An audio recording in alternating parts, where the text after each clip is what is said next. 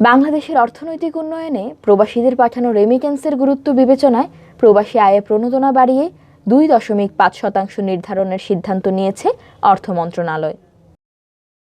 শনিবার দুপুরে অর্থ মন্ত্রণালয়ের জনসংযোগ কর্মকর্তা গাজী তৌহিদুল ইসলামের পাঠানো এক প্রেস বিজ্ঞপ্তিতে এ তথ্য জানানো হয়।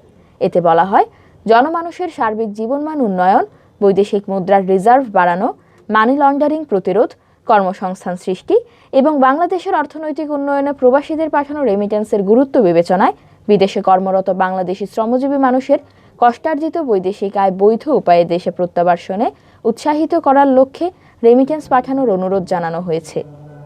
এজন্য সরকার 2% প্রণোদনা বা নগদ সহায়তা দেওয়ার বিদ্যমান হার বাড়িয়ে 2.5% নির্ধারণের সিদ্ধান্ত নিয়েছে।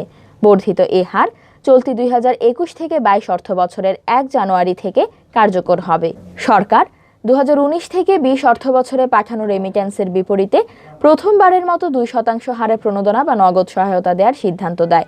সরকারের এই নীতি সহায়তার কারণে ব্যাংকিং চ্যানেলে অর্থ পাঠানোর পরিমাণ বেড়ে 2019 থেকে 20 অর্থ বছরে 18.20 বিলিয়ন মার্কিন ডলার রেমিটেন্স আহরিত হয়, যা আগের অর্থ বছরে আহরিত রেমিটেন্সের তুলনায় প্রায় 13% বেশি।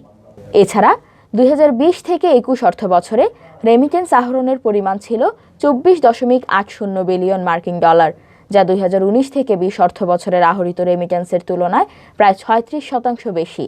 রেমিটেন্সে সরকারি প্রণোদনার পরিমাণ বাড়ানোর বিষয়ে প্রবাসী বাংলাদেশি কর্মীদের জন্য প্রধানমন্ত্রীর পক্ষ থেকে নববর্ষের উপহার বলে বিজ্ঞপ্তিতে উল্লেখ করা হয়েছে।